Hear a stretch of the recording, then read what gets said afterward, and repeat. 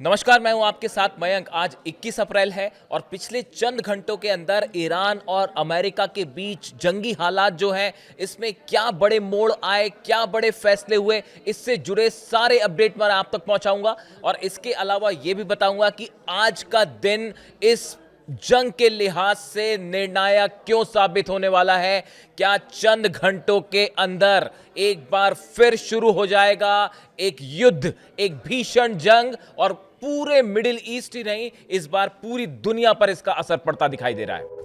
देखिए, अब से चंद घंटे बाद अमेरिका और ईरान के बीच जो सीज फायर है वो खत्म होने वाला है, उसका वक्त खत्म हो जाएगा। ऐसे में माना जा रहा है कि आज से ही ईरान और अमेरिका के बीच एक बार फिर बड़ी जंग छिड़ सकती है। ईरान ने साफ कर दिया है कि किसी भी तरह की धमकियों के बीच, दबाव के बीच किसी तरह की कोई डील नहीं होगी और ना ही वो अपना यूरेनियम सौंपने वाला है। इन हालात में किसी तरह की बातचीत का कोई हल निकलना दूर दूर तक दिखाई नहीं दे रहा है। ईरान बातचीत को भी तैयार नहीं है। यानी जो कोशिशें थी जनरल मुनीर के जरिए ईरान से बातचीत करने की, वो अब पूरी तरह से फेल होती दिखाई दे रही हैं। इन्हीं बीच बड़ी खबर आई है हॉर्मुज से ईरान के जहाज पर जिस तरह से कल अमेरिका ने कब्जा किया, उसके बाद ईरान ने उसका बदला लिया है। ईरान ने ड्रोन्स के जरिए अमेरिका के 4 जहाजों को निशाना बनाया है। इस तरह की खबर ईरान के हवाले से आ रही है, ईरानी मीडिया के हवाले से आ रही है। ईरान ने बड़ी ड्रोन स्ट्राइक की और 4 जहाजों पर हमला किया, उसे एग्रेसिवली वार्निंग करते हुए पीछे धकेल दिया। इस तरह की खबरें हैं। अब देखिए, एक बार फिर डोनाल्ड ट्रंप ने अनाउंसमेंट कर दिया है कि अगर ईरान ने कोई समझौता नहीं किया तो ब्लॉकेड जारी रहेगा।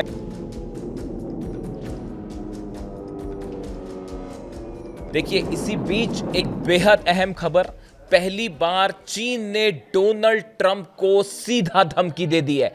चीन ने कहा है, आग से मत खेलो ट्रंप वरना जल जाओगे। देखिए, फिलीपींस, अमेरिका और जापान, इन तीनों ने मिलकर, 3 देशों ने मिलकर एक वॉर ड्रिल शुरू की है और इस वॉर ड्रिल से चाइना, चीन बेहद नाराज है। देखिए, 2 घटनाएं ऐसी हुई, एक तो ये अमेरिका की वॉर ड्रिल और जिस तरह से ईरान के जहाज पर हमला हुआ कल, इन दोनों ही घटना से बताया जा रहा है कि चीन बेहद नाराज है। पहले हम वॉर ड्रिल की बात करें। फिलीपींस, अमेरिका और जापान के जो सैनिक शामिल हो रहे हैं इस वॉर ड्रिल में, इसको लेकर चीन के विदेश मंत्रालय के प्रवक्ता जो हैं गुओ जियाकुन, उन्होंने एक प्रेस कॉन्फ्रेंस में कहा, एशिया पैसिफिक क्षेत्र को सबसे ज्यादा शांति और स्थिरता की जरूरत है। इसे बाहरी ताकतों द्वारा विभाजन और टकराव पैदा करने की बिल्कुल जरूरत नहीं है। उन्होंने चेतावनी दी कि अगर कोई देश सुरक्षा के नाम पर दूसरे देशों से गठबंधन करता रहेगा तो यह उसके लिए आग की तरह खेलने जैसा होगा। देखिए, ये हालात बिल्कुल उसी तरह हैं जैसे कि मिडिल ईस्ट में हैं, और जो बात ईरान कह रहा है कि अमेरिका यहाँ से मिडिल ईस्ट से बाहर जाए, बिल्कुल वही बात अब चीन भी कह रहा है और अमेरिका से ये कह रहा है कि अगर आप ये मिलिट्री ड्रिल आगे बढ़ाते हैं तो ये आग से खेलने की तरह होगा। ये डोनाल्ड ट्रंप को चीन की तरफ से सीधा चेतावनी मानी जा रही है। देखिए, दूसरी बड़ी गौर करने वाली बात यह है कि जिस तरह से चीन, जिस जहाज पर ईरान के हमला हुआ, ये वो जहाज है जो बताया जा रहा है सूत्रों से कि ये चीन का ऑयल इससे इंपोर्ट करता है चाइना। जहाज ईरान का है, लेकिन ये मलक्का स्ट्रेट होते हुए चीन को ऑयल सप्लाई करके वापस लौट रहा था, इस दौरान हमला हुआ। यानी कि चीन का जो ऑयल बिजनेस है वो सीधा अमेरिका के निशाने पर है।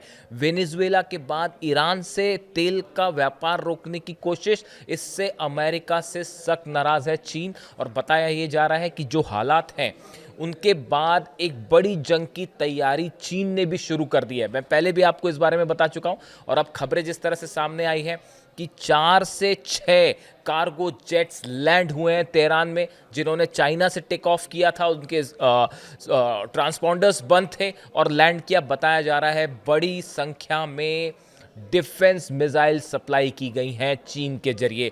इस तरह की खबरें डिफेंस इंडस्ट्री में हैं। डिफेंस सिस्टम प्रोवाइड किया है एक बार फिर चाइना ने, और उसमें 1000 से ज़्यादा मिसाइल्स जो हैं डिफेंस सिस्टम से जुड़ी हुई वो ईरान को प्रोवाइड की गई है। इस तरह की चर्चाएं हो रही हैं। देखिए ये बहुत बड़ा कदम है, शायद यही वजह है जो कि CIA के पास भी इसकी जानकारी है, और ये खासा चर्चा का मुद्दा बना हुआ है अमेरिका में।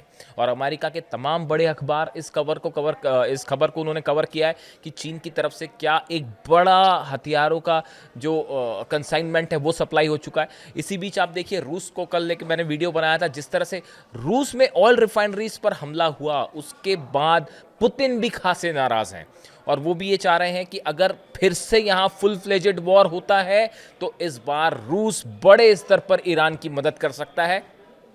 पिछली बार हमने देखा कि डिफेंस सिस्टम को लेकर तमाम सवाल थे, लेकिन अब ये इस तरह की खबरें हैं कि अगर फिर से जंग होती है तो इस सूरत हाल में रूस की भी ज़्यादा अहम भूमिका होगी जंग के दौरान। यानी आप देखिए जो हालात हैं उसमें चीन रूस दोनों अमेरिका के खिलाफ खुलकर खड़े दिखाई दे रहे हैं, और ऐसे ही हालात हैं नॉर्थ कोरिया के। नॉर्थ कोरिया ने एक बार फिर जिस तरह से बैलिस्टिक मिसाइल्स का टेस्ट किया है, और माना यह जा रहा है कि किम जोंग उन ने सीधा संदेश दिया है अमेरिका को कि जिस तरह से ईरान को टारगेट किया गया, इस तरह की कोशिश करने की नॉर्थ कोरिया से सोचिएगा भी मत, वरना अंजाम बेहद बुरा होगा। यानी देखिए अब ये वॉर मिडिल ईस्ट और हॉर्मूज के दायरे से निकल के ग्लोबल रूप लेता जा रहा है। लेकिन बड़ा सवाल ये है कि क्या डोनाल्ड ट्रंप, देखिए एक खुफिया रिपोर्ट ये भी आई है सामने कि अमेरिका जो है वो बातचीत के बीच में हमला कर सकता है। अगर किसी तरह की बातचीत होती है ईरान और अमेरिका के बीच में, उस बातचीत के दौरान ही अगर यूरेनियम को लेकर किसी तरह की सहमति नहीं बनी तो बातचीत के बीच में ही अमेरिका हमला कर सकता है तमाम आइलैंड्स पे। Kharg island, Larak island, Qeshm island, ये तमाम वो द्वीप हैं जहां से ईरान का ऑयल बिजनेस होता है। इन सब पर निशाना बना के हमले हो सकते हैं, जितने एनर्जी सेंटर्स हैं उस पर हमले हो सकते हैं। लेकिन एक बड़ी तैयारी कर रखी है IRGC ने, ईरान की सेना ने, करारा जवाब देने के लिए अमेरिका को। और जो खबरें आ रही हैं उसके मुताबिक ईरान की सेना ने एक बड़ा प्लान तैयार किया है। 6 तरफ से 6 इलाकों से घेर के अमेरिका के शिप्स को निशाना बनाया जा सकता है। देखिए करीब 14 से 15 डिस्ट्रॉयर्स खड़े हुए हैं, वॉरशिप्स खड़े हैं, 3 एयरक्राफ्ट कैरियर्स खड़े हुए हैं।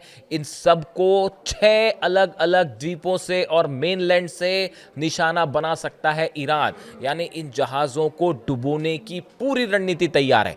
इसके अलावा जो खबरें आ रही हैं, सऊदी अरब की जो यानबू पाइपलाइन है, ऑयल पाइपलाइन है, सप्लाई होता है जिससे कतर, सऊदी, फुजेरा से ऑयल सप्लाई होता है, इनको सप्लाई किया जाता है सऊदी से। इस बड़ी पाइपलाइन को कई जगह से मल्टीपल स्ट्राइक के तहत जो है ख़त्म किया जा सकता है। यानी Saudi, Qatar, UAE, middle east से जुड़े जितने ऑयल के ठिकाने हैं, ऑयल सप्लाई पाइपलाइंस हैं, वो एक साथ एक हमले में तबाह कर दी जाएंगी। इस तरह का ईरान, बताया जा रहा है कि ईरान की सेना ने प्लान तैयार किया है। इसके साथ बाबल मंदेब फौरन बंद कर दिया जाएगा अगर किसी भी रूप पर हमला होता है इस बार ईरान पे। यानी देखिए अगर पावर सेंटर्स पे हमला होता है तो इसको काउंटर करने के लिए ईरान की सेना ने बड़ा प्लान तैयार कर रखा है, और पिछली बार की जो जंग थी उससे ज़्यादा बड़े हमले होंगे, इस तरह की प्लानिंग है। यानी हॉर्मूज में कैसे मुकाबला किया जाए। खबरें तो ये भी आ रही हैं कि कल जब जहाज़ पर हमला किया तो ईरान की सेना फ़ौरन जवाब देना चाह रही थी, लेकिन उस जहाज़ में बताया जाता है कि जो क्रू मेंबर्स थे उनको किसी तरह का नुकसान ना हो, इसलिए ईरान की सेना रुक गई। वरना जैसे ही अमेरिका ने जहाज़ को कब्जे में लेने की कोशिश की थी, उसी समय ईरान की सेना तैयार थी जवाब देने के लिए मिसाइल्स के ज़रिए। लेकिन फिलहाल जो बताया जा रहा है कि ईरान की सेना ने एक मल्टी लेवल प्लान तैयार किया है। अगर अमेरिका की तरफ से कोई भी हमला होता है तो उसका मुंह तोड़ जवाब दिया जाएगा। इससे जुड़ा जो भी अपडेट है वो आप तक पहुंचाऊंगा मैं। वीडियो कैसा लगा कमेंट करके ज़रूर बताइए। Thank you so much.